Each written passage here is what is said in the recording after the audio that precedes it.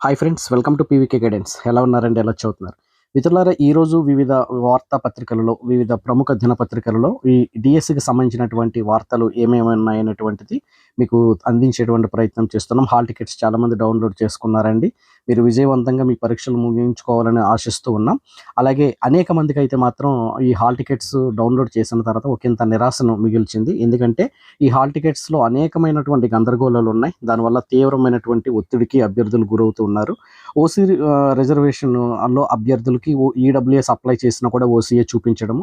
అలాగే ఆన్‌లైన్‌లో ఒకలా ఉంటుంది. హాల్ టికెట్‌లో మరొకలా ఉంటుంది. మరికొంతమంది అభ్యర్థులు అప్లై చేసినప్పుడు 6 పరీక్షలకి అప్లై చేస్తే వారికి హాల్ టికెట్‌లో కేవలం 5టికి మాత్రమే అప్లై చేసినట్టుగా వచ్చింది.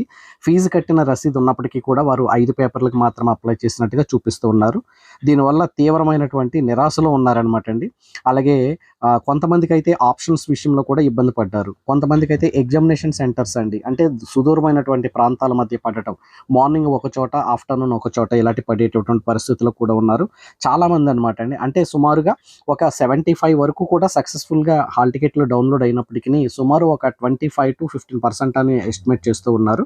అయితే వీటన్నిటిని కూడా మేము రెక్టిఫై చేస్తాము అంటూ వారు కొన్ని నంబర్స్ కూడా ఇచ్చారు. సందేహాల నివృత్తికి హెల్ప్ డెస్క్ అనేటువంటి నంబర్‌లు మీరు స్క్రీన్ పైన కూడా చూడండి.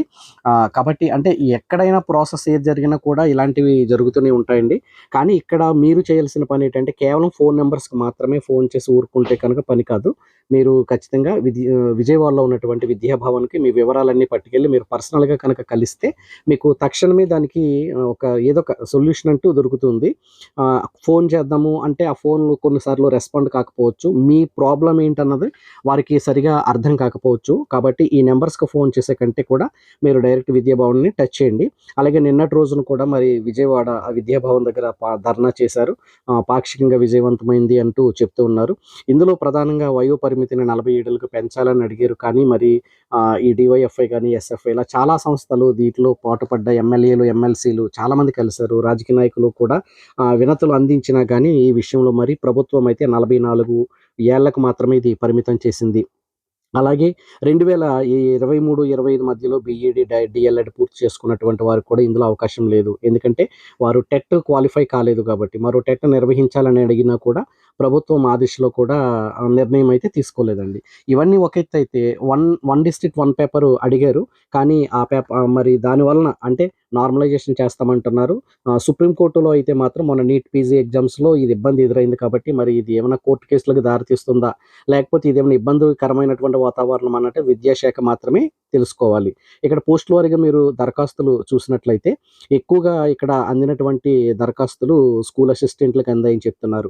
అలాగే రిజల్ట్స్ కూడా ఆగస్టు రెండో వారంలోనే అతి త్వరగానే ఇచ్చేస్తాము. ఎగ్జామ్ పూర్తయిపోయిన తర్వాత వారం రోజులకే మీకు కీ పెట్టడము, దాని మీద ఏమైనా అభ్యంతరాలు ఉంటే స్వీకరించడం ఇదంతా జరుగుతుందంటున్నారు. ఎక్కువ అప్లై చేసిన వారు 2,10,000 మంది స్కూల్ అసిస్టెంట్‌లకి అప్లై చేశారండి. తర్వాత ఎస్‌జిటిలకి అయితే మాత్రం 1,65,000 మంది మాత్రం అప్లై చేశారు. అంటే వెరసి మొత్తం 16,347 పోస్టులకి కూడా 421 పోస్టులు క్రీడా కోటా, స్పోర్ట్స్ కోటాలో కూడా భర్తీ చేయాల్సి ఉంది. వీరికి పోటీ పరీక్ష అయితే ఉండదు.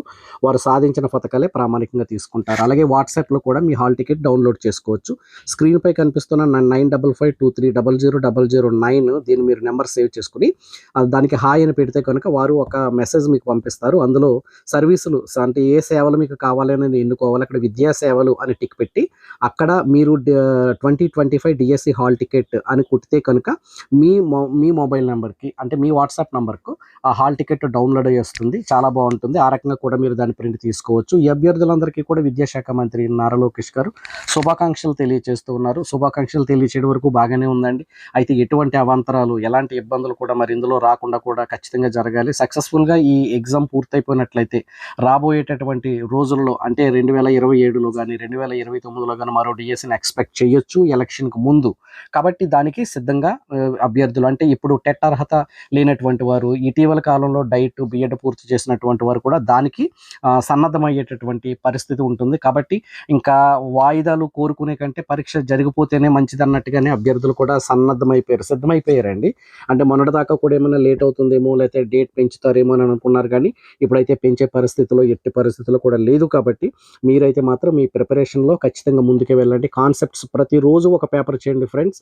ప్రతిరోజు ఒక model paper or previous paper చేయండి. అందులో మీకు రాని కాన్సెప్ట్స్ మాత్రం పక్కన పెట్టుకొని వాటి మీద కొంచెం పట్టు సంపాదించడానికి ట్రై చేయండి. 4, 5 రకాల ఆప్షన్స్ మీరు అప్లై చేసుంటే సమయం సరిపోదు కాబట్టి ఏదో 1 లేదా 2 పోస్టులకు మాత్రం మీరు పూర్తి స్థాయి సన్నద్ధత ఇవ్వండి. అంతేగాని మేము 6 పోస్టులకు అప్లై చేసాం, 7 పోస్టులకు అప్లై చేసాం అని అన్నిట్లికి కూడా మీరు పట్టుకొని కూర్చుంటే ఇక్కడ సమయం అయితే సరిపోదు. కనుక మీకు బాగా అంటే మీకు పట్టున్నటువంటి సబ్జెక్ట్స్‌లో 1, 2 పేపర్లకైతే మాత్రం కొంచెం పర్వాలేదు.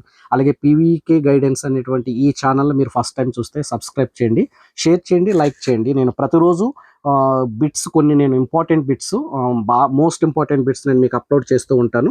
మీరు చూడండి. ఖచ్చితంగా అవి మీకు ఎగ్జామ్స్‌లో ఎంతో కొంత ఉపయోగపడతాయి మీకు. కాబట్టి మీరు దీన్ని ఒకసారి చూడండి. అలాగే లిల్లీ క్రేజీ పిఎస్ అనే ఒక ఛానల్ ఉంది. అది చిన్నపిల్లలకి బాగుంటుంది. ఆ ఛానల్ కూడా మీరు ఒకసారి సబ్స్క్రైబ్ చేయండి, ఒకసారి చూడండి. లిల్లీ క్రేజీ పిఎస్ అనేటటువంటి ఆ ఛానల్‌ను మీరు ఒకసారి విజిట్ చేయండి, బాగుంది. తర్వాత మీరు ఈ ప్రిపరేషన్ అంతట్లో కూడా ఇంకా కొత్త పుస్తకాల జోలికి మాత్రం మీరు ఎట్టి పరిస్థితుల్లో వెళ్ళొద్దు. మీ దగ్గర ఉన్నటువంటి పుస్తకాలను మాత్రమే చదవండి. ప్రీవియస్ పేపర్‌ని ఆన్సర్ చేసుకుంటూ వెళ్ళండి. ఆరోగ్యాన్ని మాత్రం కాపాడుకోండి. ఒత్తిడికి గురి కావద్దు. మీ హాల్ టికెట్ ఖచ్చితంగా వస్తుంది. ఖచ్చితంగా మీరు ఎగ్జామ్స్ రాస్తారనేటువంటి నమ్మకంతో ఉండండి. ఈ 2 రోజులు మీరు విద్యాభవన్ సంప్రదించే పని చేయండి. సదా మీ విజయాన్ని కోరుకుంటూ I wish you all the best. Thank you.